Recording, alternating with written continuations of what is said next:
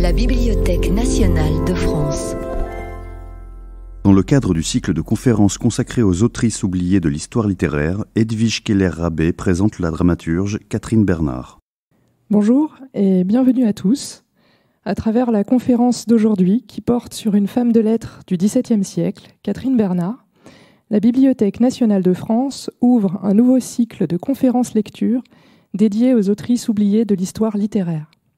Je remercie les deux intervenantes d'aujourd'hui pour leur présence dans des conditions quelque peu perturbées, puisque du fait de la situation sanitaire, cette conférence se tient sans public direct. Vous nous suivez néanmoins sur la page Facebook de la Bibliothèque nationale de France, sur sa chaîne YouTube ainsi que sur le site bnf.fr. L'enregistrement sera également disponible en différé pour celles et ceux qui souhaiteraient la revoir ultérieurement. Sans plus attendre, je vous propose de découvrir ensemble la vie et l'œuvre de Catherine Bernard, romancière, poétesse, dramaturge, grâce à Edwige Keller-Rabé, maîtresse de conférences en littérature du XVIIe siècle à l'université Lumière Lyon 2, accompagnée pour la lecture des textes d'Aurore Évin, comédienne, chercheuse, metteuse en scène. Voilà, merci Pauline. Je tiens tout d'abord à remercier la Bibliothèque nationale de France et plus particulièrement Pauline Le Goff-Janton et ses collègues pour cette invitation à participer au cycle de conférences lectures sur les autrices oubliées de l'histoire littéraire, cycle que j'ai la lourde tâche et le plaisir d'inaugurer en compagnie d'Aurore Évin. Pour justifier ce choix d'autrice et introduire mon propos, je souhaite partir d'une courte présentation par un érudit du XIXe siècle, Charles Giraud, juriste, homme d'État et membre de l'Académie des sciences morales et politiques. Dans son dernier opus, daté de 1881, consacré à la maréchale de Villars, il écrit ceci à propos du salon de la marquise de Lambert et des femmes qui le fréquentaient. Mademoiselle Catherine Bernard, nom oublié de nos jours, parente de Corneille, nièce de Fontenelle, et douée de qualités d'esprit qui la fit rechercher dans la société parisienne. Fontenelle passait pour donner du poli à ses ouvrages, mais elle était riche de son propre fond. L'oncle la produisait avec complaisance et lui a consacré quelques pages qui honorent sa mémoire. Ses nouvelles, courtes, mais pleines d'intérêt, furent signalées par une manière fine et délicate de traiter le sentiment. Alors voilà un éloge qui, vous l'avez compris, condense toute la doxa biographique et littéraire qui a cours sur Catherine Bernard, au moins depuis sa mort, survenue en 1712. Alors si j'ai choisi la notice de Giraud parmi tant d'autres, c'est qu'elle fait se croiser opportunément l'intitulé du cycle qui nous réunit aujourd'hui et ce fait d'histoire littéraire indéniable qu'est l'oubli de Catherine Bernard, acté donc en 1881.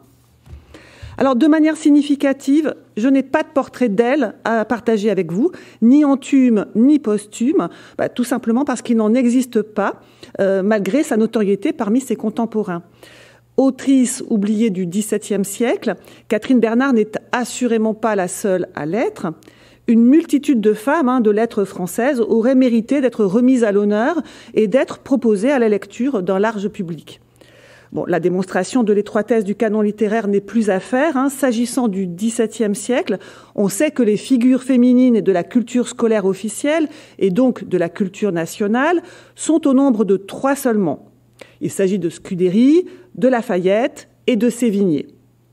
Encore que leur résonance n'est rien de comparable avec les phénomènes de panthéonisation et de patrimonialisation qu'on observe au sujet de Molière, de Corneille et de Racine.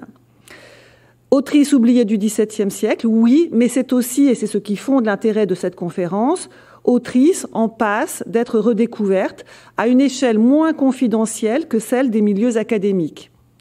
Catherine Bernard connaît une certaine actualité en France depuis quelques années. Alors, elle bénéficie d'une part de l'attention grandissante portée au théâtre de femmes de l'Ancien Régime. Sa tragédie Brutus a fait l'objet d'une lecture par la troupe de la Comédie Française le 9 janvier 2016, dans le cadre d'un dispositif intitulé « Les Journées particulières ». Et Catherine Bernard bénéficie d'autre part, alors de façon étroitement liée, du mouvement de réévaluation des nombreuses productrices ayant écrit l'histoire intellectuelle et artistique de la France, qui tend à marquer ce début du XXIe siècle. Donc en 2017, l'émission Une vie, une œuvre sur France Culture lui a consacré un documentaire d'1 heure, Catherine Bernard, La voix oubliée, que vous pouvez réécouter en podcast.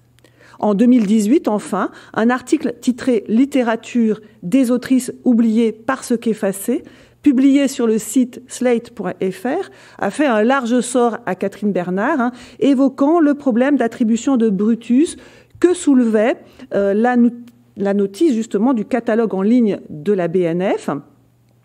La tragédie, vous le voyez, y était, puisqu'elle elle vient d'être corrigée à la faveur de ce cycle, attribuée donc à Fontenelle, et ce n'est que dans le champ titre que paraît le nom de Catherine Bernard.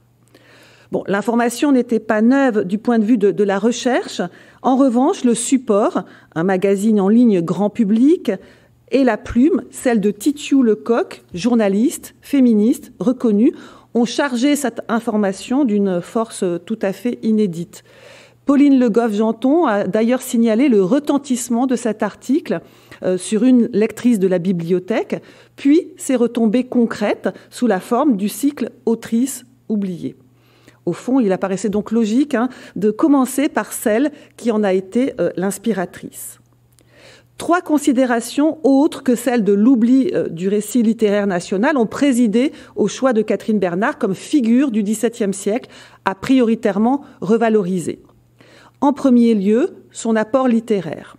Encore largement sous-estimé, et ce dans plusieurs domaines d'écriture, à distance du cliché de la femme de lettres que son sexe prédisposerait à n'écrire que des romans ou des lettres d'amour, construit et véhiculé par l'histoire littéraire masculinisante, Catherine Bernard mène une carrière polygraphique, pratiquant avec succès les genres poétiques, narratifs et dramatiques.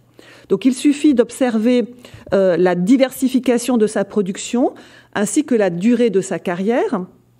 Donc, pour situer très rapidement Catherine Bernard, je rappellerai qu'elle est en activité pendant les 2 dernières décennies du XVIIe siècle, période qu'on associe généralement à l'absolutisme triomphant et centralisateur de Louis XIV.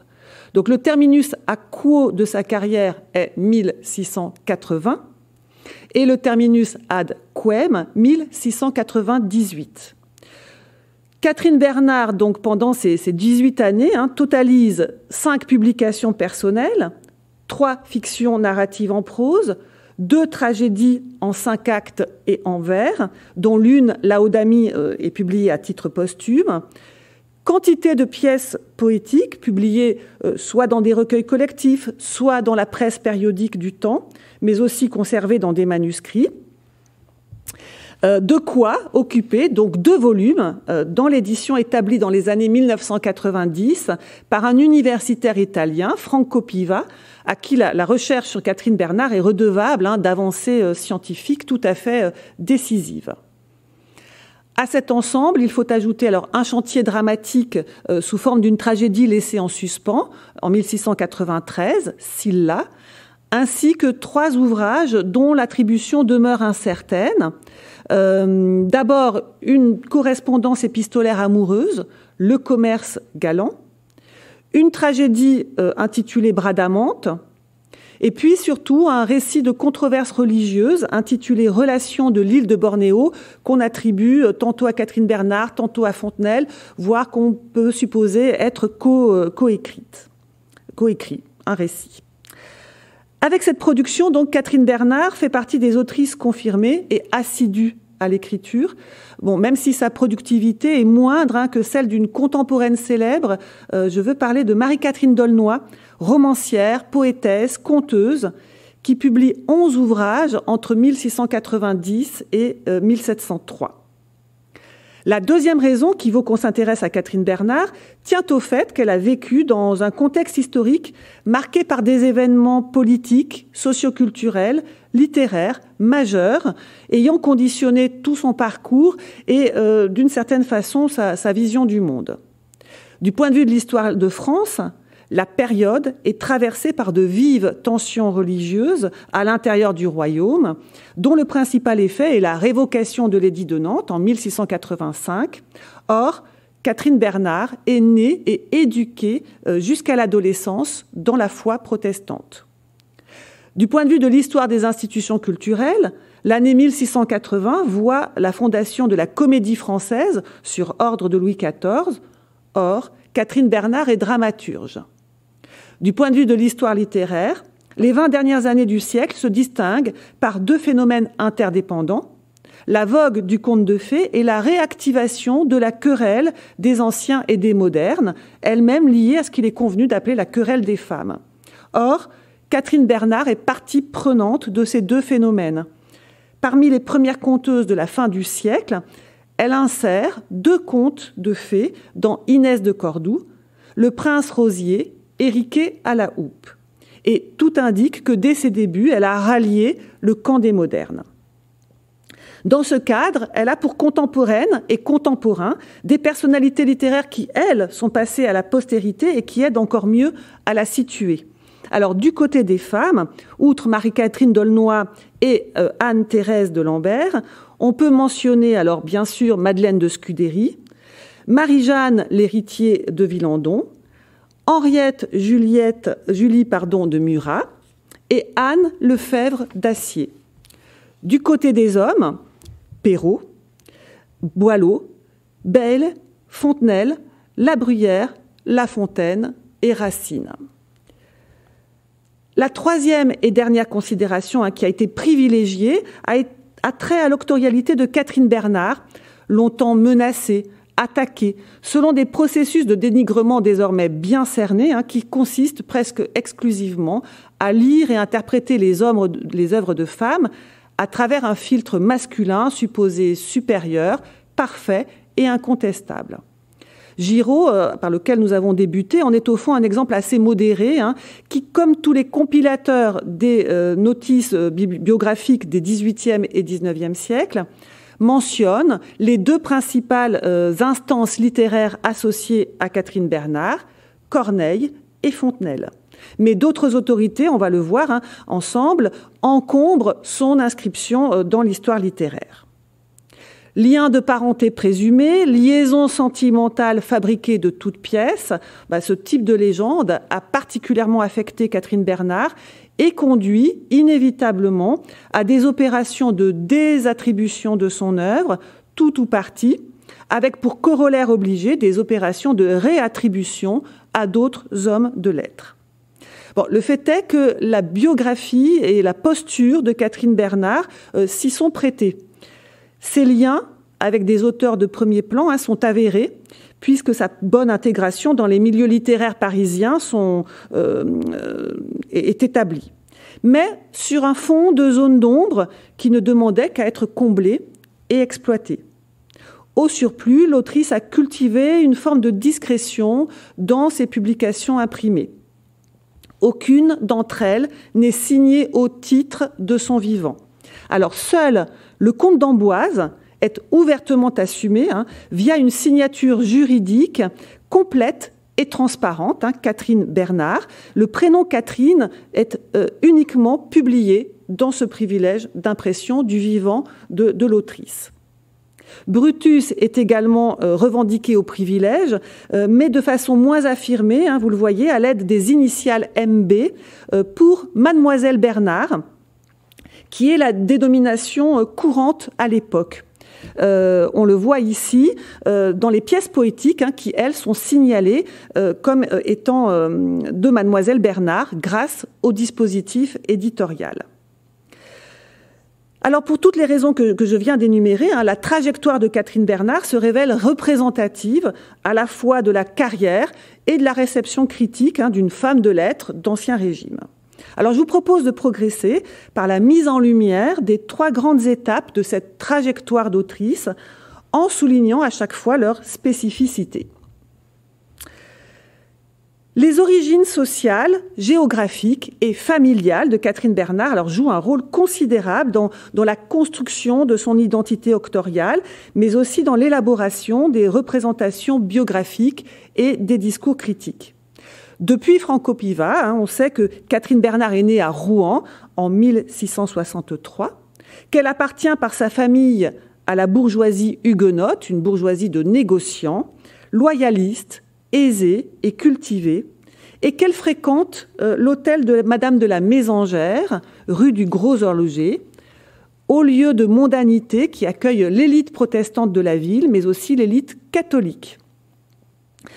La mention de Rouen n'est pas neutre, qui fait signe vers un foyer littéraire brillant et fécond, puisqu'il s'agit aussi de la ville natale des frères Corneille et de Bernard de Fontenelle. Et donc, c'est cette origine géographique commune qui a permis de fonder au XVIIIe siècle une fiction généalogique. Catherine Bernard serait apparentée à Fontenelle. Donc, selon les notices, vous lisez qu'elle est sa nièce, sa cousine, voire parfois sa maîtresse. Ce qui ferait d'elle, par conséquent, la nièce des frères Corneille, puisque la mère de Fontenelle, Marthe Corneille, est la propre sœur de Pierre et de Thomas.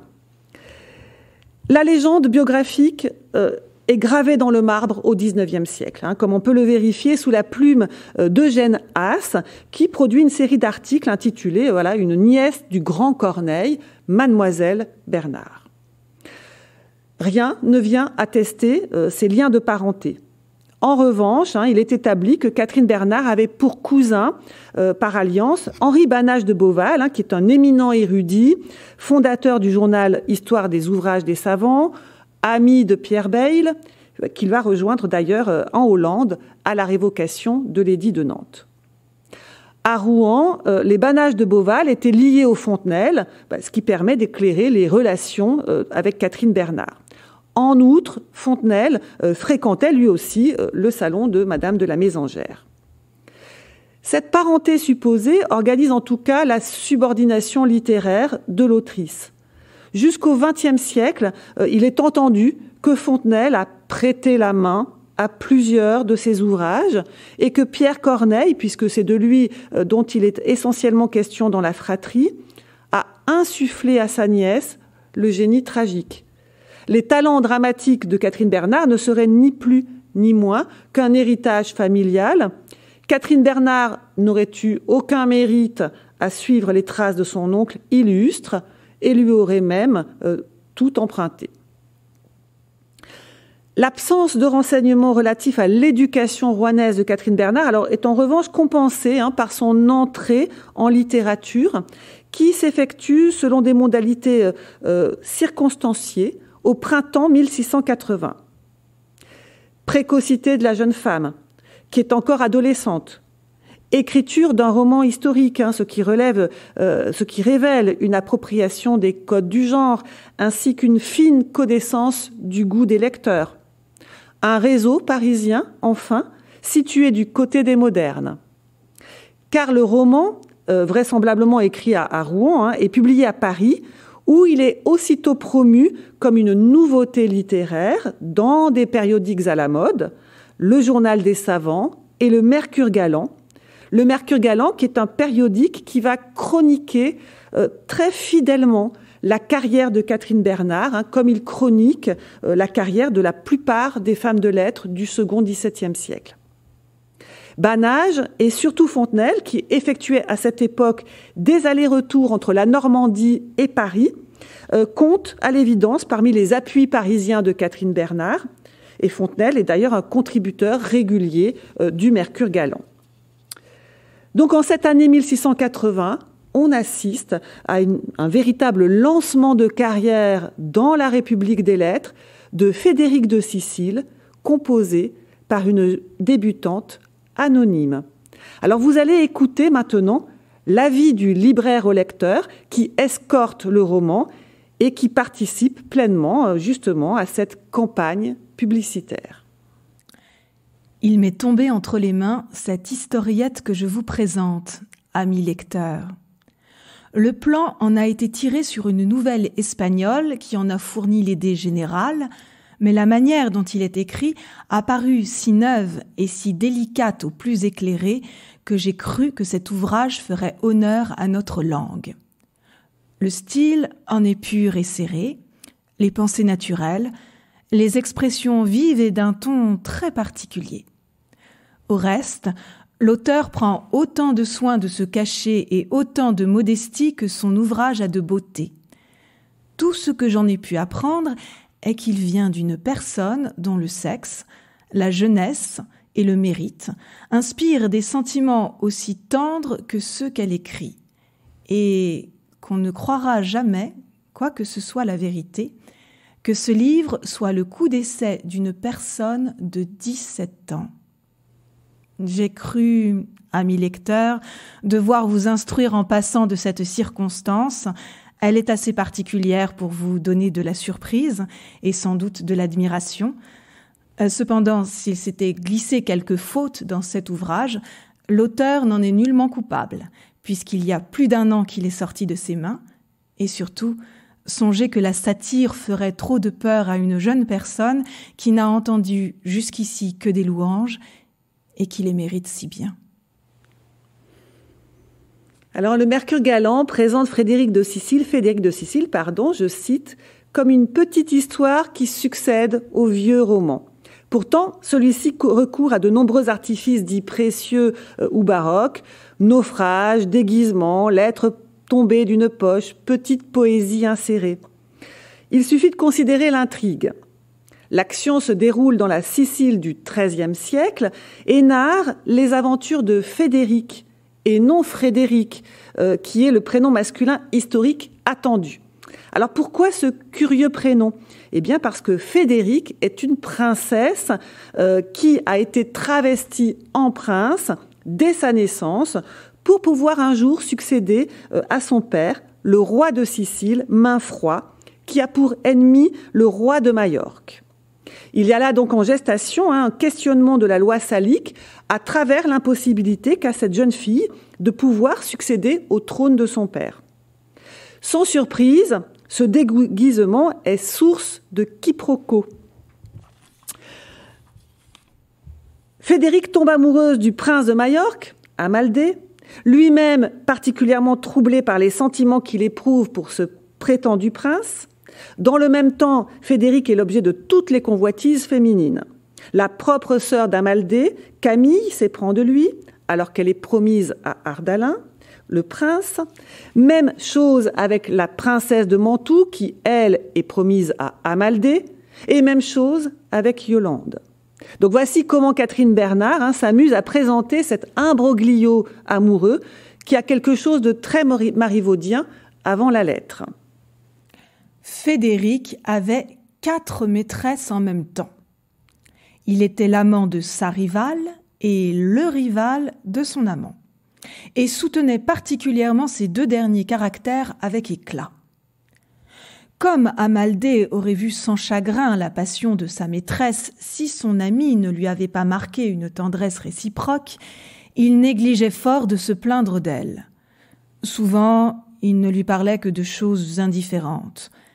Mais un jour, remarquant l'inquiétude de Fédéric qui se promenait avec la reine et qui tâchait de s'approcher de lui pour entendre ce qu'il disait à la princesse de Mantoue, il résolut à son tour de lui faire passer de fâcheux moments et, haussant la voix, « Ah, madame, lui dit-il, n'avons-nous rien à nous dire de plus doux ? Il semble que nous craignions que Fédéric ne nous écoute. » Comme il écoutait effectivement. Elle lui répondit avec beaucoup de froideur « Plus la conversation est indifférente, et plus elle doit être agréable. » Quelle rigueur, s'écria Amaldé, avec un chagrin qui n'était pas absolument fin, puisqu'il jugeait que son indifférence pour lui ne venait que de la tendresse que Fédéric avait pour elle. Est-ce, continua-t-il, par des choses indifférentes que le prince de Sicile a su vous plaire, et vous a-t-il accoutumé à des conversations si peu tendres que vous n'en puissiez souffrir d'autres ?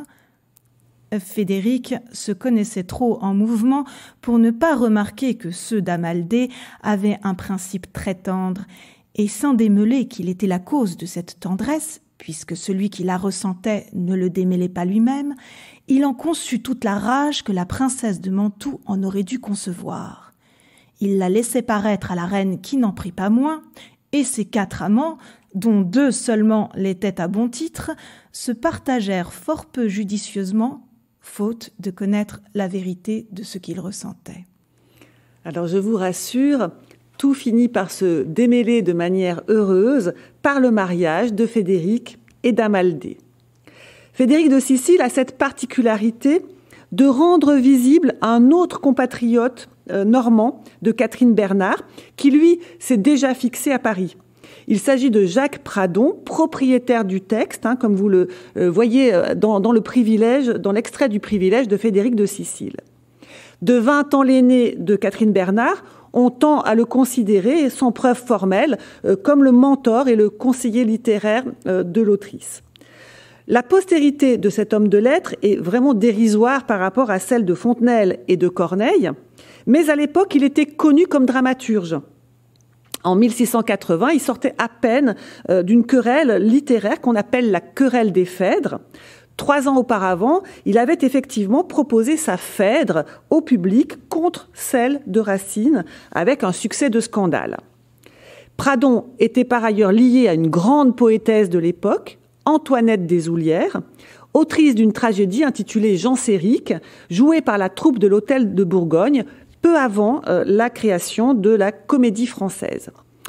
Au cœur de la querelle des Phèdres, Antoinette Deshoulières est une moderne avant la lettre.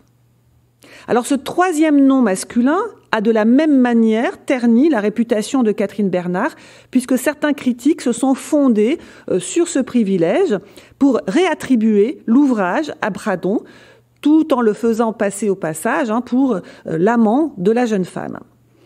Une hypothèse tentante qui permettrait d'expliquer la présence réitérée de Pradon dans le privilège du commerce galant en 1682, même si le poète prend soin cette fois de masquer son identité derrière les astérisques.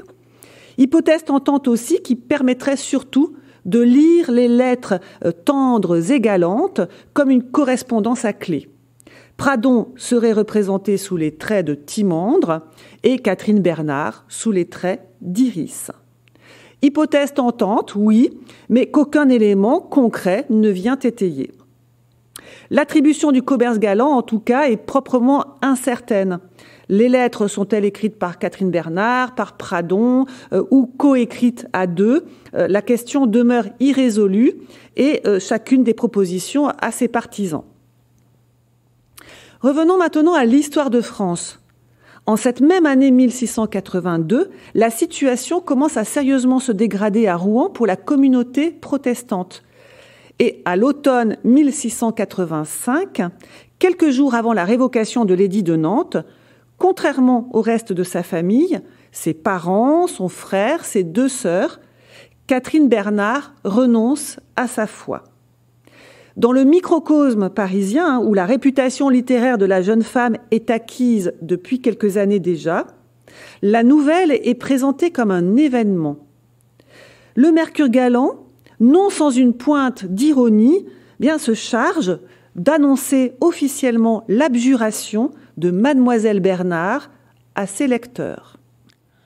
Je ne doute pas que vous n'appreniez avec beaucoup de plaisir que Mademoiselle Bernard de Rouen, pour qui les galants ouvrages qui ont paru d'elle vous ont donné tant d'estime, a fait abjuration depuis 8 jours. Comme elle a infiniment de l'esprit, il est aisé de juger qu'elle n'a renoncé aux erreurs où sa naissance l'avait engagée qu'après une longue et sérieuse recherche de la vérité.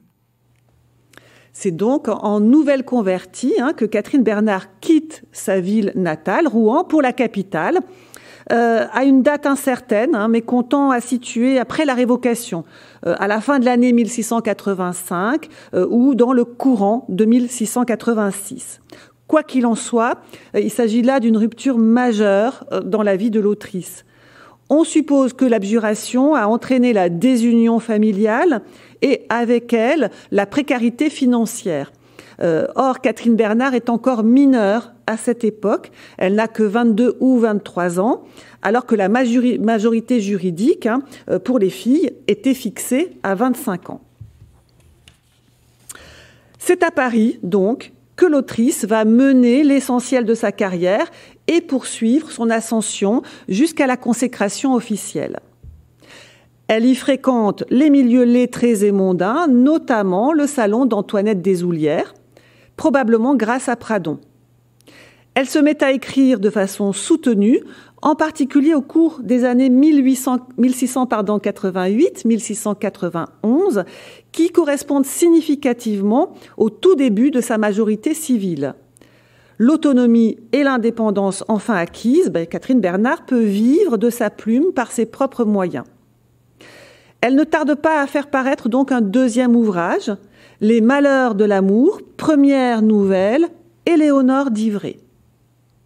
Le sous-titre, première nouvelle, est bien révélateur d'un projet ambitieux. Un cycle de nouvelles historiques et galantes qui, alors sans être configuré comme une trilogie, sera composé de 3 opus.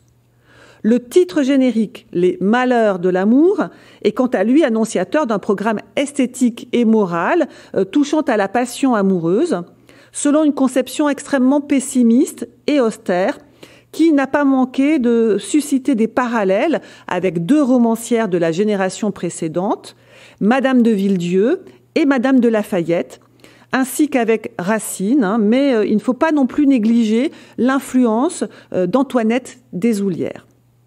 Alors, Madame de Villedieu en particulier avait justement fait paraître en 1675 un recueil de 3 nouvelles historiques et galantes intitulées « Les désordres de l'amour ». Catherine Bernard, elle, expose son projet dans l'avertissement qui ouvre Éléonore d'Ivray. Et c'est la première fois qu'elle s'autorise une prise de parole publique à la première personne du singulier. Le peu de romans que j'ai lus m'ont donné une idée générale des sentiments du cœur. Et sur cette idée, j'ai entrepris de faire de petites nouvelles.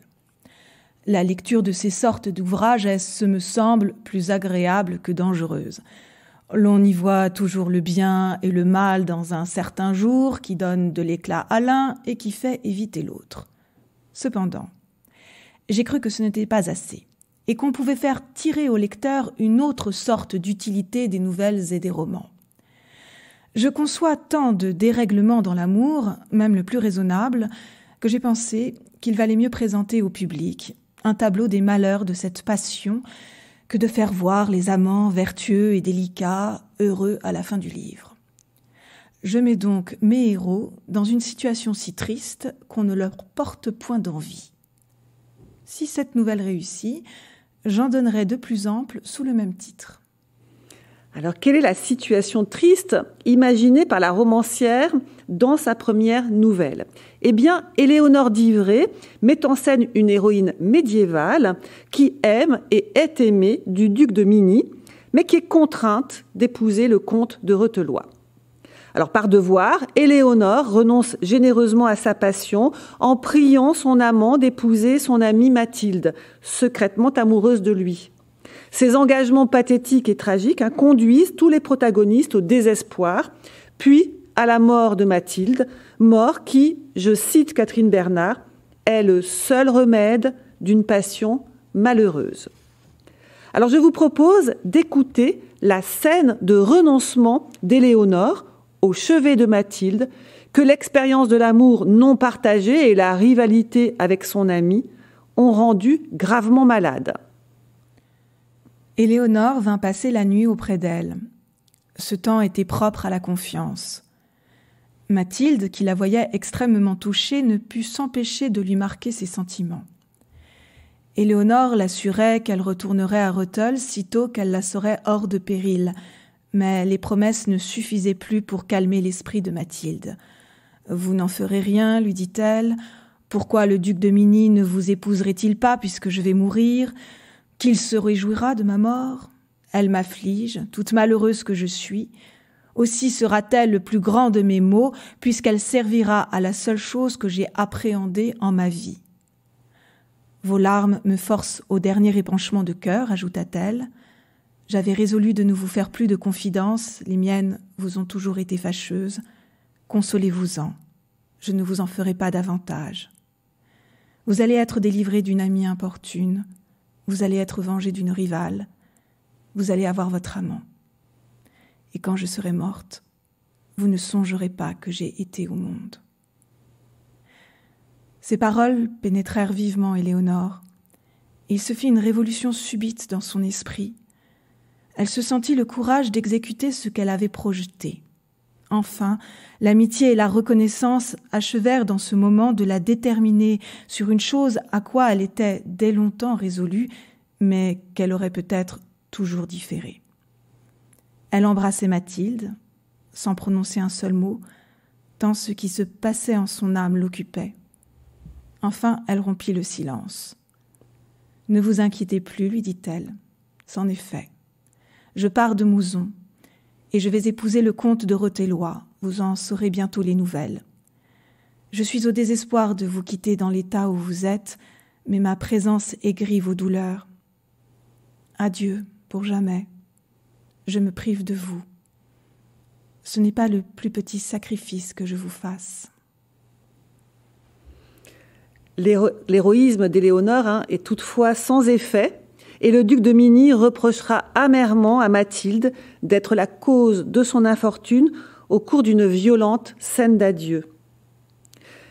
La nouvelle inspire à Fontenelle un compte-rendu admiratif en forme de lettre dans le Mercure galant de septembre 1687. Et pour louer l'esthétique d'Éléonore d'Ivray, Fontenelle établit un parallèle avec la princesse de Clèves en évoquant, je cite, « un petit sujet peu chargé d'intrigue, mais où les sentiments sont traités avec toute la finesse possible ». Alors, il est intéressant de rappeler que 10 ans plus tôt, Fontenelle avait amplement commenté et salué la parution de la princesse de Clèves. Dans le sillage immédiat d'Éléonore d'Ivray paraît donc le Comte d'Amboise. Deuxième nouvelle des malheurs de l'amour, centrée cette fois sur un héros du XVIe siècle français. L'autrice prend prétexte de la vie au lecteur pour réaffirmer la cohérence de son projet moral. Peut-être se plaindra-t-on de ce que je ne récompense pas la vertu du comte d'Amboise. Mais je veux punir sa passion. Et j'ai déjà déclaré dans la préface d'Éléonore d'Ivray que mon dessein était de ne faire voir que des amants malheureux pour combattre, autant qu'il m'est possible, le penchant qu'on a pour l'amour. Le comte d'Amboise réactive le motif du sacrifice amoureux, mais vu cette fois sous l'angle masculin. Catherine Bernard résume l'intrigue dans l'épître dédicatoire à la dauphine Marianne de Bavière, d'une façon sobre, qui vient en quelque sorte étayer le propos de Fontenelle. « Je fais l'histoire, dit-elle, d'un homme qui est assez généreux pour céder sa maîtresse à son rival. » Seulement 4 mois plus tard, on retrouve Catherine Bernard au théâtre avec Laodamie. À une époque où les grands poètes dramatiques sont ou bien décédés, c'est le cas de Molière et de Corneille, ou bien retirés de la scène officielle, c'est le cas de Racine. Alors il serait exagéré de parler de réorientation de carrière, d'abord parce que les chantiers d'écriture du Comte d'Amboise et de Laodamie ont manifestement été menés de front. Ensuite, parce que de l'écriture poétique que pratiquait déjà Catherine Bernard à l'écriture dramatique, il y a une continuité certaine en termes de compétences lettrées. Enfin, parce que Catherine Bernard a dans son entourage des dramaturges, au moins Pradon et Fontenelle, et surtout une femme dramaturge, Antoinette Desoulières, toute personne avec qui il y a lieu de penser qu'elle a nourri des échanges intellectuels, tant sur la poétique de la tragédie que sur l'histoire romaine. En tout cas, Catherine Bernard s'empare plus fermement de sujets politiques, sujets qu'on croit toujours hors de portée des femmes. En l'occurrence, l'exercice du pouvoir au féminin dans Laodamie et le droit du peuple à s'affranchir de la tyrannie dans Brutus. L'accès au théâtre se fait vraiment dans des conditions tout à fait inédites et remarquables. De fait, Catherine Bernard est historiquement la première femme dramaturge jouée à la Comédie Française de son vivant, avec une tragédie en 5 actes et en vers de sa composition, le 11 février 1689. En réalité, une autre femme l'y avait précédée, mais avec une farce en un acte, et par ailleurs, il ne s'agissait pas d'une femme de lettres, mais d'une professionnelle du théâtre. Alors on a la chance que les archives de la Comédie Française aient conservé de multiples traces de l'activité dramatique de Catherine Bernard dans ses murs. Par exemple, ici, les registres des recettes. Comme dans Éléonore d'Ivray, la pièce met en scène deux femmes rivales en amour. Laodamie, reine d'Épire, et Nérée, à cette nuance près que, et non des moindres, qu'elles sont liées par le sang, étant sœurs. Laodamie aime Gélon, prince sicilien exilé, mais la raison d'État l'a promise à Attale. Lorsque celui-ci est assassiné, Laodamie retrouve l'espoir de pouvoir épouser Gélon, mais elle doit essuyer le refus du prince, qui, lui, est profondément épris de Nérée. Donc Laodamie est une tragédie pro-féminine qui, au-delà de présenter une gynécocratie, c'est-à-dire un gouvernement par les femmes, montre les obstacles que rencontre la souveraine qui doit justement faire face au désir de son peuple d'avoir un homme pour roi, en l'occurrence Gélon. Donc là, les allusions à la loi salique sont beaucoup plus explicites que dans Frédéric de Sicile. C'est là qu'intervient un autre personnage, l'ambitieux Sostrate, qui aspire à devenir roi d'Épire par son mariage avec Laodamie. Il fomente un complot contre son rival en incitant justement à la révolte les sujets qui ne veulent pas le voir monter sur le trône. Au dénouement, l'héroïne est mortellement blessée au cours d'une scène de mutinerie. Je vous propose d'écouter le dilemme de Laodamie, écartelée entre son amour et ses devoirs politiques face à Nérée, sa sœur, dont le bonheur personnel est suspendu à la décision précisément de sa royale sœur. Acte 3, scène 7. La princesse. Vous aimez, vous régnez. Je prévois mes malheurs. De grâce, tirez-moi de cette peine extrême. Dites si vous l'aimez, madame, et s'il vous aime. Vous voyez votre sœur tombante à vos genoux. La reine. Que faites-vous? Hélas, princesse, levez-vous. Je suis une perfide, une injuste, une ingrate.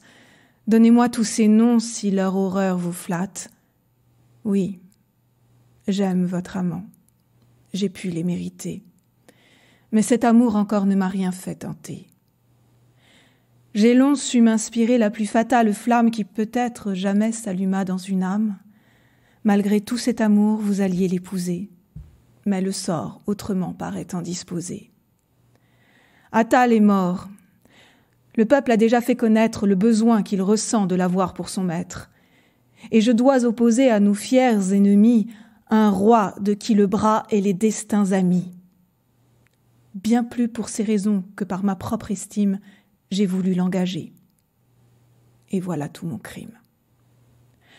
Mais il faut l'avouer, rien n'ébranle sa foi. Il méprise pour vous la gloire d'être roi. Sur sa foi, cependant, vous êtes alarmée. Rassurez-vous, ma sœur. Vous êtes trop aimée. La princesse. Un tel excès d'amour a de quoi me charmer. Je ne m'assurais pas qu'il pût si bien aimer.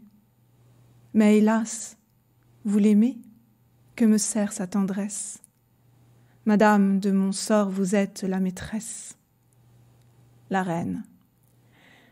Je vous l'ai déjà dit, ce n'est point mon amour, ma sœur, qui réglera nos destins en ce jour. L'État est menacé. Déjà la Péonie aux fiers étoliens contre nous s'est unie. À cette guerre encore Rome va prendre part. Pour mon peuple effrayé serais-je sans égard? Il demande pour roi le prince qui vous aime. Dites, que puis-je faire en cette peine extrême? Je vous aurais peut-être épargné de l'ennui en vous désavouant ce que je sens pour lui.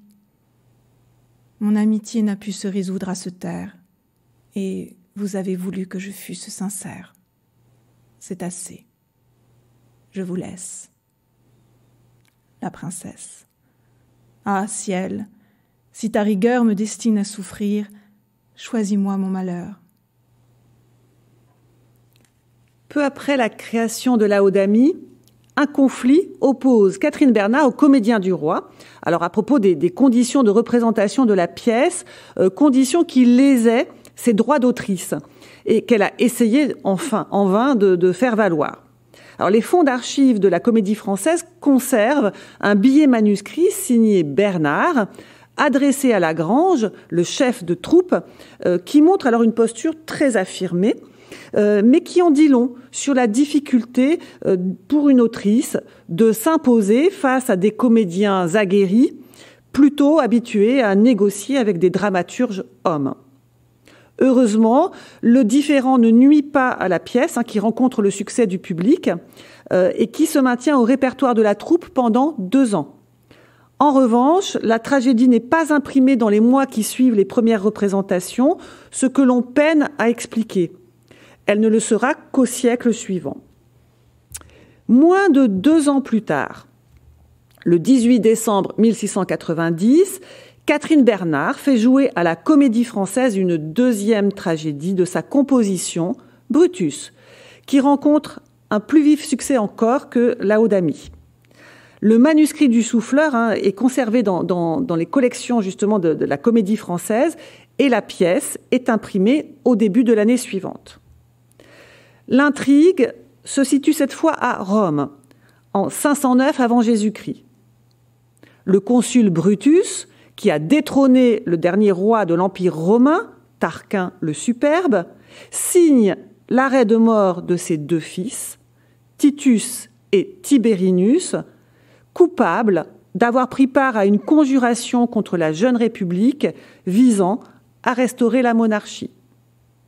Sur ce sujet qui est emprunté à Plutarque et à Tite-Live, Catherine Bernard greffe une intrigue sentimentale qui teinte le complot de Mobile passionnel, dans la mesure où les 2 frères liés dans la conjuration se révèlent rivaux en amour. Titus aime et est aimé d'Aquili, qui est la fille du chef du complot, mais qui a été promise en mariage à Tiberinus. Alors Catherine Bernard se sert de la préface pour répondre à la critique typiquement misogyne qui lui a été faite d'avoir, je cite, « un peu trop adouci le caractère de Brutus ». En d'autres termes, d'avoir féminisé le personnage et d'avoir ainsi dérogé au principe de bienséance interne. Catherine Bernard dit assumer de réinterroger la vertu et la fermeté romaine à la lumière de l'intimité d'un père dont l'amour filial est douloureusement éprouvé tout au long de la pièce. Alors voici justement l'un des monologues de Brutus dans l'acte 5 qui reflète la solitude du consul sur le point de sacrifier ses fils au nom du Sénat et de Rome. Brutus seul. Ô père infortuné, sens-tu ce coup affreux? Entends-tu du Sénat le détour dangereux? Il connaît pour tes fils combien tu t'intéresses. Il veut te reprocher tes indignes faiblesses, leur grâce qu'il t'a vu prêt à lui demander. Toi-même de leur sort il te fait décider. Il veut que tu sois juge, et par ce caractère il prétend te guérir des faiblesses de père. Reprends donc d'un consul toute la dignité. De la mort de tes fils vois la nécessité. À ce funeste arrêt, si tu ne peux survivre, ton austère devoir n'en est pas moins à suivre. Donne d'un noble et fort l'exemple glorieux, satisfais le Sénat, Rome, et meurs à leurs yeux. Ah, si de la justice on ne me voit capable que quand hors d'intérêt je puis être équitable, si je ne puis, des lois me voyant le soutien, verser le mauvais sang, quand ce sang est le mien. Si je détruis ces lois que j'ai faites moi-même, au superbe Tarquin rendons le diadème. Et de quel front m'asseoir pour juger les Romains lorsque 2 criminels sont sauvés par mes mains? De quel front dérober à de justes supplices les seuls fils du consul d'entre tous les complices? Ils sont tous condamnés, je le sais, je l'ai vu. Faut-il un tel secours à ma faible vertu? Ah, Titus, ton remords satisfaisait ton père. Rome, ni le Sénat n'ont pu s'en satisfaire. Ils ont trop fait sentir à l'amour paternel qu'un criminel d'État est toujours criminel. Et ne puis-je prévoir la suite dangereuse qu'aurait pour les forfaits ma clémence honteuse? Si je sauve mes fils, 100 traîtres chaque jour vont naître, autorisés par mon timide amour. Prononçons. Il le faut. En vain je délibère. Où la loi doit parler, c'est au sang à se taire. Quel trouble sent mon cœur. Frappons le coup fatal, évitons 1000 mots en hâtant un grand mal. Oh là, garde à moi, surmontons ma tendresse. Je me fais des efforts avec trop de faiblesse. Brutus consent à l'exécution de ses fils, mais l'on apprend dans la dernière scène qu'il est un père tremblant et silencieux. Alors comment cette brève carrière théâtrale de Catherine Bernard est-elle reçue? En décembre 1690, le Mercure galant applaudit littéralement la double performance dramatique de la jeune femme, ce qui suggère l'adhésion du public mondain. Le rédacteur voit même dans cette performance une preuve irréfutable d'un accroissement des compétences féminines propres à son époque. Les dames sont aujourd'hui capables de tout. Et si la délicatesse de leur esprit leur fait produire sans peine des ouvrages tendres et galants, Mademoiselle Bernard vient de faire voir qu'elles savent pousser avec force les sentiments héroïques et soutenir noblement le caractère romain. C'est elle qui a fait la tragédie de Brutus, dont les représentations attirent de si grandes assemblées. Il y a 2 ans qu'elle fit jouer une autre pièce appelée Laodamie, qui coûta des larmes à tous les cœurs tendres. J'ajouterai un mot au sujet de l'attribution de Brutus. La maternité de la pièce ne fait aucun doute parmi les contemporains de Catherine Bernard. En revanche, après sa mort, l'autrice a été dépossédée de sa pièce, selon un processus parfaitement analysé par la critique. En 1730, Voltaire est accusé d'avoir plagié Catherine Bernard à travers son propre Brutus, moyennant quoi ses partisans alimentent la querelle en désignant Fontenelle, rival et adversaire de Voltaire, comme le véritable auteur du premier Brutus. La manœuvre consistait à dénigrer la réputation d'une autrice qui apparaissait comme la protégée de Fontenelle, tout en déplaçant l'attention vers les grandes autorités masculines.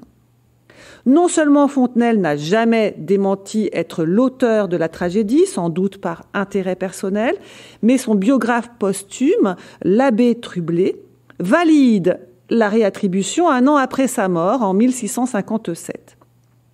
Et dans une note de bas de page, il va plus loin dans la dépossession en alléguant que Fontenelle, je cite, aida aussi Mademoiselle Bernard dans la plupart de ses autres ouvrages, tant en vers qu'en prose, et même dans ses 3 romans. Il me l'a dit, et il est bien aisé de l'y reconnaître. Quant à Voltaire, il persifle lui aussi dans le siècle de Louis XIV, en affirmant, je cite, que Mademoiselle Bernard a fait quelques pièces de théâtre conjointement avec le célèbre Bernard de Fontenelle. Alors, on voit que les références à Corneille et à Fontenelle emprisonnent très puissamment la carrière dramatique de Catherine Bernard, au point que celle-ci a été ou bien sévèrement critiquée dans l'histoire du théâtre, ou bien sous-estimée. En 1972, par exemple, Brutus a été rejoué pour la première fois depuis le XVIIe siècle au Festival national Corneille de Barentin, en Normandie, mais uniquement parce que son autrice était la nièce de, comme on le croyait alors, en toute bonne foi. Néanmoins, la tragédie y a été servie par un grand metteur en scène, Jean Serge, et par les comédiens de théâtre les plus en vue de l'époque.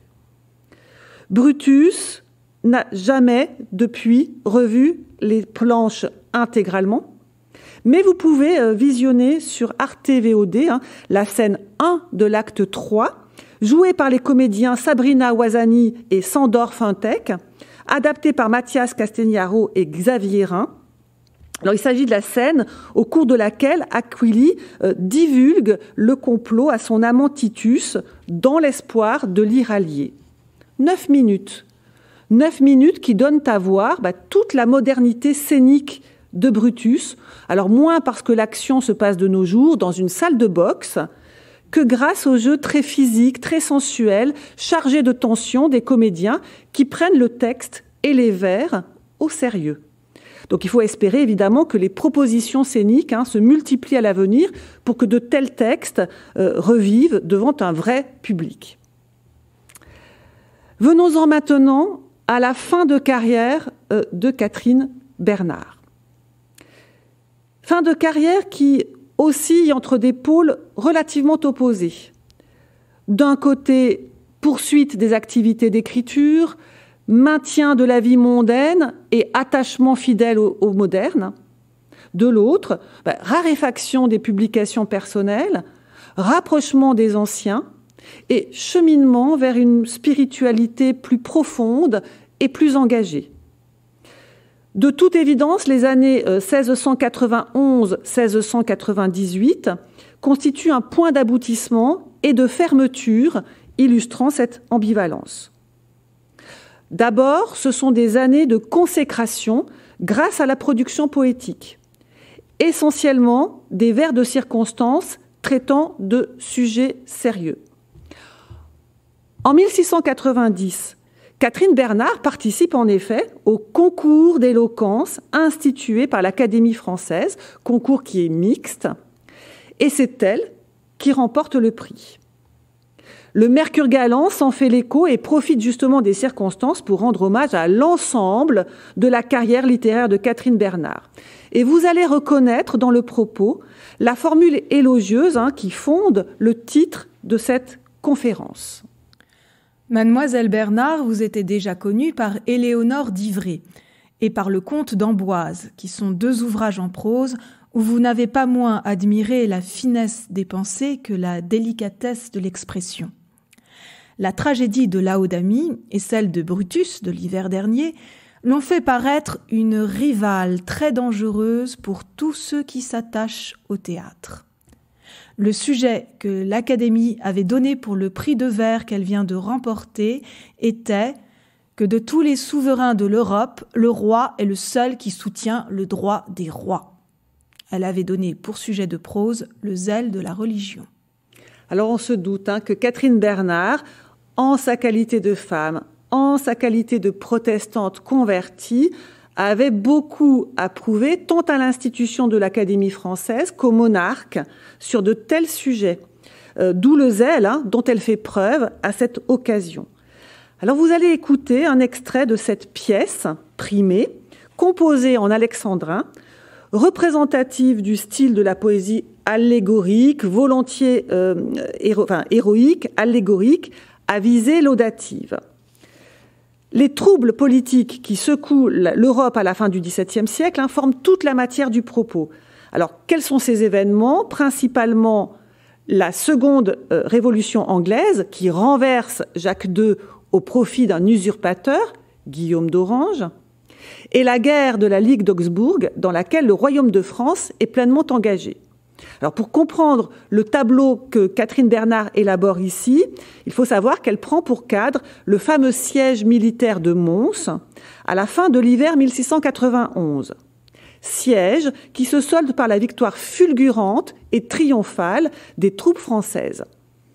La poétesse rebondit alors justement sur les conditions climatiques favorables, miraculeusement favorables à Louis XIV, présentées comme un signe de la faveur et de la protection divine dont il est le seul à jouir en tant que rempart justicier, pacificateur et bien sûr glorieux. Que le roi seul en toute l'Europe défend et protège le droit des rois. Pièce qui a remporté le prix de poésie par le jugement de messieurs de l'Académie française en l'année 1691. Louis marche, et l'on voit la terre s'embellir. En vain, ses ennemis, dans leur froid marécage, implorent le secours des vents et des orages. Ils ne peuvent du ciel obtenir les frimas, hôtes presque éternels de leur triste climat. Dans les airs, cependant, nos enseignes flottantes, Mons enfermé soudain au milieu de nos tentes, cet appareil terrible au reste des humains, de foudre gouverné par de mortelles mains, ce camp presque innombrable où règne l'abondance, mère de l'union et de la confiance, où, parmi les hasards, se mêlent les plaisirs, à l'inquiète envie arrache des soupirs. Elle part, elle va d'une course rapide, où d'un trône puissant l'usurpateur perfide, dans une cour de rois devenus ses sujets, expose en souverain ses superbes projets. « Que fais-tu » lui dit-elle, et quel démon t'inspire ?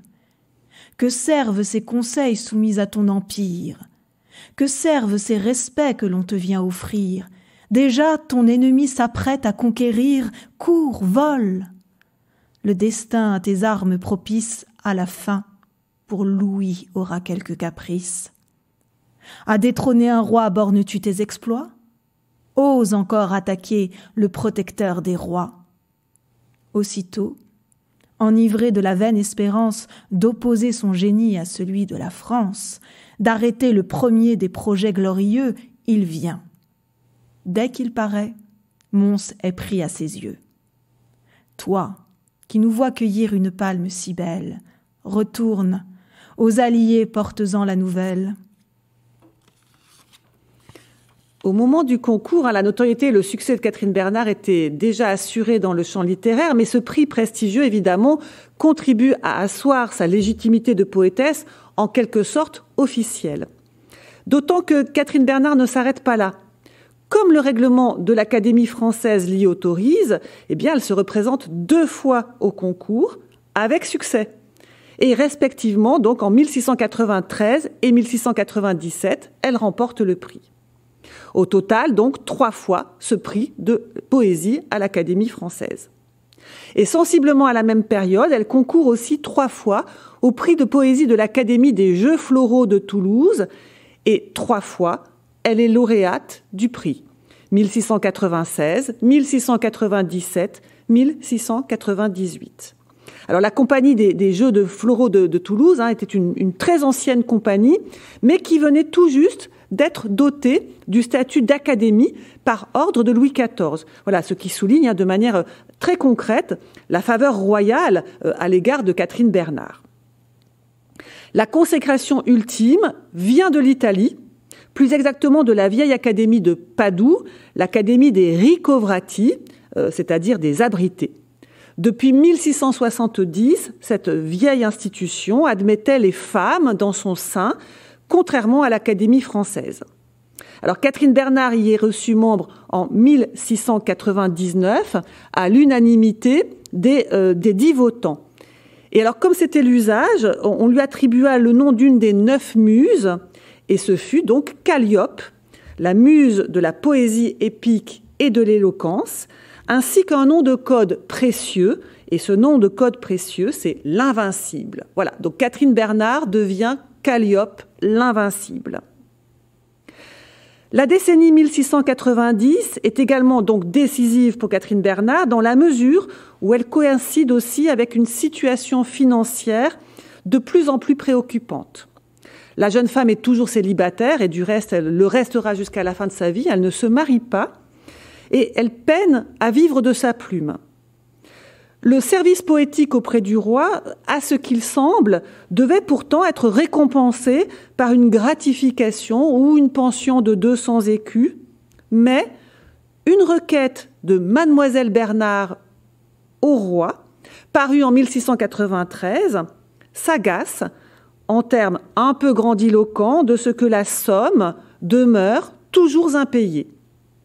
Sire, 200 écus sont-ils si nécessaires au bonheur de l'État, au bien de vos affaires, que sans ma pension vous ne puissiez dompter les faibles alliés et du Rhin et du Tage ? À vos armes, grand roi, s'ils peuvent résister, si pour vaincre l'effort de leur injuste rage il fallait ces 200 écus, je ne les demanderai plus. Ne pouvant au combat pour vous perdre la vie, je voudrais me creuser un illustre tombeau, et souffrant d'une mort d'un genre tout nouveau, mourir de faim pour la patrie.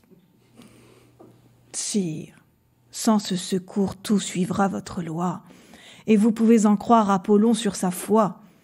Le sort n'a point pour vous démenti ses oracles. Ah, puisqu'il vous promet miracle sur miracle, faites-moi vivre et voir tout ce que je prévois. Donc on attribue à cette situation impécunieuse de Catherine Bernard la véritable réorientation de carrière qu'elle opère alors. L'autrice entre sous la protection de figures féminines très haut placées à la cour, dans l'entourage immédiat de Louis XIV. Françoise de Maintenon, mariée au roi depuis 1683. Bonne de Ponce, marquise de Dicourt, amie de Madame de Maintenon et ancienne maîtresse de Louis XIV. L'une comme l'autre, il faut le souligner, sont nées protestantes, comme Catherine Bernard, et se sont converties au catholicisme. Troisième protectrice, c'est Marie de Pontchartrain, femme de ministre et future chancelière. Donc c'est principalement à ces femmes austères, dévotes, connues pour leurs actions charitables, que la poétesse va réserver sa plume dans les derniers temps de sa vie. Bon, la tradition biographique veut que Madame de Pontchartrain ait imposé à l'autrice le sacrifice de sa carrière dramatique en échange de son mécénat. Dès lors, Catherine Bernard aurait vécu dans de pieuses dispositions, organisant progressivement son retrait de la vie publique. Parallèlement, toutefois, Catherine Bernard continue de fréquenter les salons mondains des modernes, notamment celui de Marie-Jeanne L'Héritier, grande figure littéraire de la vie parisienne en cette fin de siècle, poétesse, conteuse et parente de Perrault. C'est pourquoi il n'est pas surprenant de voir Catherine Bernard renouer avec le genre romanesque. Inès de Cordoue vient synthétiser et même concilier les ultimes perspectives de carrière. Alors, au niveau économique, nul doute que l'autrice a dû négocier de manière avantageuse son manuscrit auprès de ses éditeurs, forte du prestige de ses 2 prix académiques, mais aussi de la mode du conte de fées qui était en train de s'amorcer. Au niveau littéraire, Catherine Bernard a dû participer aux échanges théoriques qui s'élaboraient dans le salon de Mademoiselle L'Héritier autour de ce nouveau genre littéraire, donc le conte de fées. Au niveau moral et religieux, la vision pessimiste à l'égard de la passion amoureuse trouve son point culminant dans La Nouvelle Espagnole, qui par bien des aspects est une réécriture alors en beaucoup plus noir de La Princesse de Clèves. Cette 3e et dernière nouvelle des Malheurs de l'amour est centrée sur une héroïne du XVIe siècle, du temps du règne de Philippe II d'Espagne. L'histoire narre la passion contrariée d'Inès de Cordoue pour le marquis de Lerme, amant qu'elle est contrainte de délaisser pour se marier au vieux comte de Medina de las Torres. Pour se prémunir d'un retour de passion, l'héroïne oblige le marquis à épouser une autre femme, la duchesse de Feria. Là-dessus, Inès devient veuve, d'où un final qui est entièrement réglé sur ses tourments et son vacillement à l'approche du mariage de Lerme, à qui la nouvelle du mari parvient évidemment trop tard, c'est-à-dire le lendemain de ses noces. Inès se retire au couvent, selon un régime, alors je cite ici la belle formule de Monica Koulecha, régime d'abdication absolue de l'être humain qui, sans mourir physiquement, s'inflige une inertie sentimentale et mentale à perpétuité. Le marquis de Lerme, pour sa part, meurt de chagrin, je cite, en peu de jours. Donc le roman très moralisateur illustre au fond l'incapacité des êtres à accéder au bonheur, aveuglés qu'ils sont par les passions négatives et les fausses vertus. La noirceur affecte jusqu'au dénouement des 2 contes de fées qui y sont insérés au début. Alors par exemple, le prince Rosier se clôture par une maxime singulièrement ironique. Le mariage, selon la coutume, finit tous les agréments de leur vie. Le sort des contes est intéressant. Ils acquièrent tous deux très vite une autonomie éditoriale, par le fait même qu'ils sont détachés d'Inès de Cordoue pour être publiés dans des recueils spécialisés, des recueils de contes. Alors, l'opération littéraire a facilité la suggestion de Catherine Bernard, cette fois-ci à Perrault, puisque la conteuse a longtemps été accusée d'avoir palemment imité son Riquet à la houppe, paru l'année d'après, en 1697. Une nouvelle hispano-mauresque, de quelques pages seulement, est publiée en appendice d'Inès de Cordoue. Alors, nouvelle qui exhibe au titre deux héros, Abenamar et Fatime. La boucle paraît bouclée, puisqu'on est parti d'un roman qui exprimait le trouble dans le genre, avec Frédéric de Sicile, pour arriver à une histoire de couple. Dans l'intervalle, Catherine Bernard a rigoureusement alterné le masculin et le féminin. Donc je récapitule. Éléonore d'Ivray, une héroïne. Le comte d'Amboise, un héros. Laodamie, une héroïne. Brutus, un héros. Inès de Cordoue, une héroïne. Riquet à la houppe et le prince des Rosiers, des héros.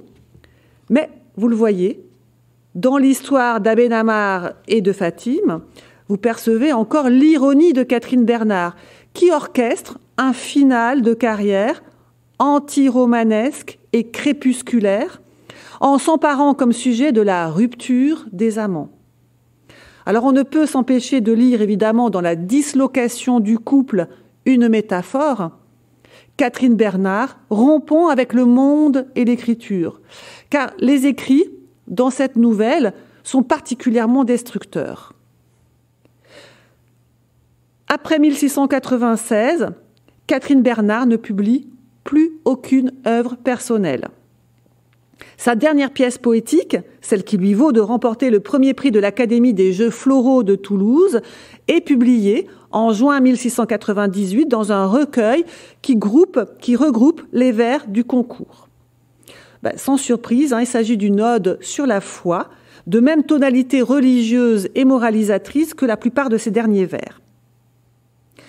On ne sait rien des 15 dernières années de la vie de l'autrice, qui se retire donc de la scène littéraire relativement jeune, puisqu'il faut garder à l'esprit qu'elle n'a que 35 ans en 1698. La dernière phrase de son roman résonne étrangement avec son propre sort. Elle s'en alla sans dire le lieu où elle allait. Les hypothèses émises au sujet de cet effacement sont assez limitées. Alors, conversion religieuse plus radicale que la première, retrait de bienséance dû au climat austère de l'époque, à son statut de convertie, à la volonté de ses protectrices. Le fait est que l'année 1697 est une année d'assainissement des mœurs à la cour de France. Vous avez plusieurs personnes qui sont suspectes de non-conformisme idéologique qui sont disgraciées. À commencer par Fénelon, qui est pris dans la querelle théologique du quiétisme, et Madame Guyon elle-même avait été arrêtée en 1695. Je songe aussi à une romancière et conteuse qu'a dû côtoyer Catherine Bernard. Il s'agit de Charlotte Rose de Caumont-la-Force, reçue justement à l'Académie des Riccovrati de Padoue en même temps que Catherine Bernard, et surtout, comme elle, protestante convertie, mais dont les mœurs jugées scandaleuses lui valent d'être enfermée au couvent des bénédictines de Jercy-en-Brie. Catherine Bernard meurt, en tout cas, en 1712, manifestement alors dans un dénuement et dans un oubli total, si l'on en juge par l'absence d'écho dans la presse périodique, notamment dans le Mercure galant, qui lui avait été pourtant fidèle tout au long de sa carrière. Un texte poétique paru à titre posthume semble refléter ce que pouvait être son état d'esprit dans ces dernières années de sa vie. Il s'agit d'une fable, genre poétique très rarement pratiqué par les femmes, une fable et plus précisément une fable allégorique titrée « L'imagination et le bonheur ». Alors, cette fable raconte justement la quête du bonheur par l'imagination. Et vous allez voir que c'est dans la piété qu'elle finit par le trouver, de même que son repos. L'imagination, amante du bonheur, sans cesse le désire et sans cesse l'appelle. Mais sur elle, il exerce une extrême rigueur, et, fait pour ses désirs, il est peu fait pour elle. Dans sa tendre jeunesse, elle alla le chercher jusque dans l'amoureux empire. Mais lorsque du bonheur elle le crut approcher, le soupçon, le jaloux martyr, la délicatesse encore pire, soudain à ses transports le vinrent arracher. Dans un âge plus mûr, du même objet charmé, au palais de l'ambition, elle crut satisfaire encore sa passion. Mais elle n'y trouva qu'une ombre, une fumée, fantôme du bonheur et pure illusion. Enfin, dans le pays qu'habite la richesse, séjour agréable et charmant, elle va demander son fugitif amant. Elle y vit l'abondance, elle y vit la mollesse, avec le plaisir enchanteur. Il n'y manquait que le bonheur. La voilà donc encore qui cherche et se promène. Lasse des grands chemins, elle trouve à l'écart un sentier peu battu qu'on découvrait à peine. Une beauté simple et sans art du lieu presque désert était la souveraine.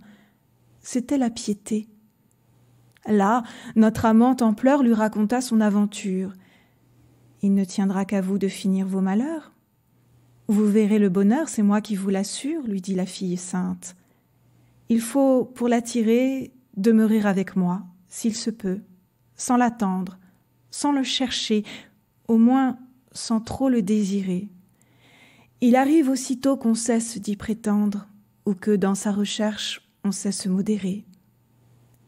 L'imagination à la vie sut se rendre, le bonheur vint sans différer. » Voilà, en guise de conclusion, je voudrais revenir un instant sur les figures d'hommes de lettres associées à la trajectoire de Catherine Bernard. Corneille, Fontenelle, Pradon, Perrault et Voltaire. Pour rappeler justement combien elles ont été survalorisées.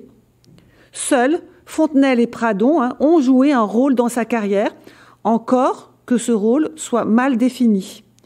De nos jours, la critique penche plutôt pour des formes de collaboration littéraire très fréquentes au XVIIe siècle, sur le modèle de Madame de Lafayette, avec Ménage, Segrais et La Rochefoucauld.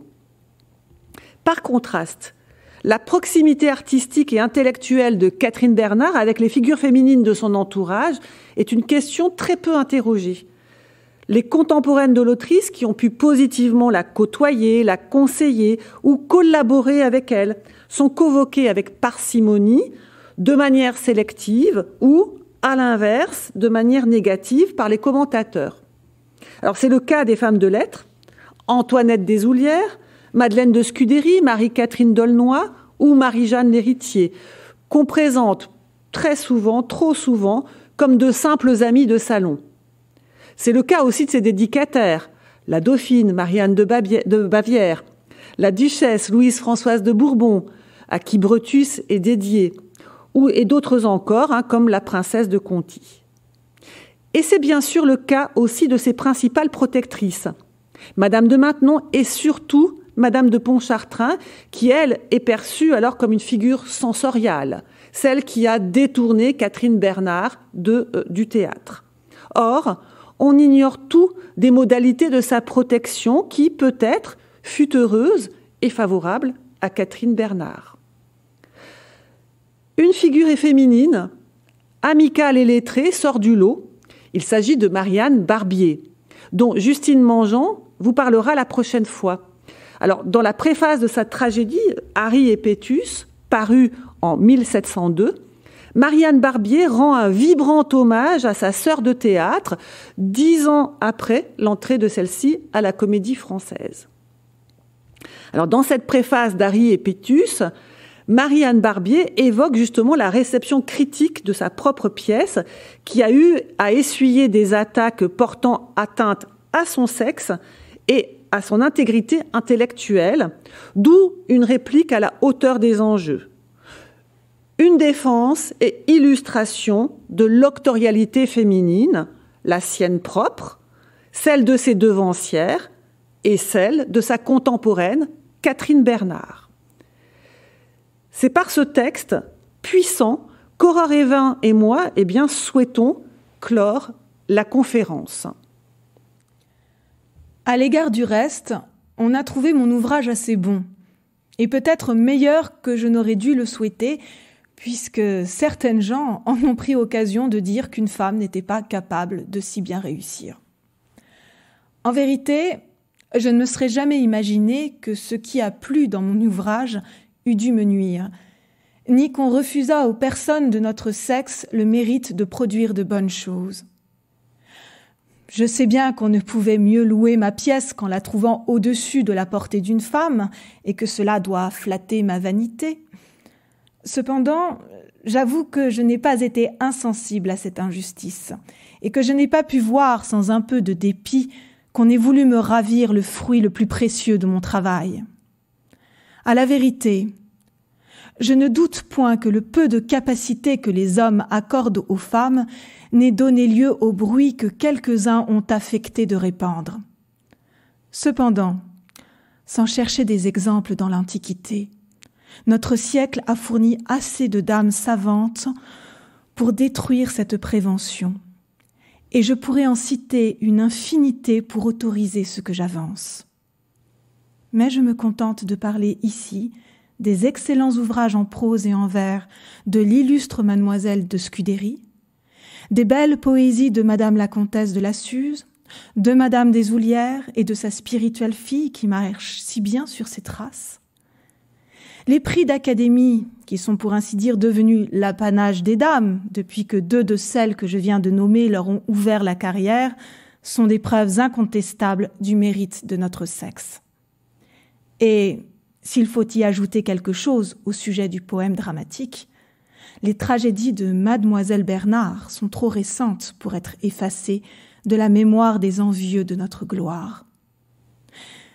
Ils diront sans doute que nous ne faisons que prêter notre nom à tous les ouvrages qu'on nous attribue. Mais comment les hommes nous céderaient-ils une gloire qui n'est pas à nous, puisqu'ils nous disputent même celle qui nous appartient ? Vous venez d'écouter un podcast de la Bibliothèque nationale de France. Retrouvez les conférences, rencontres et créations de la BNF sur toutes les plateformes de podcast ainsi que sur le site bnf.fr.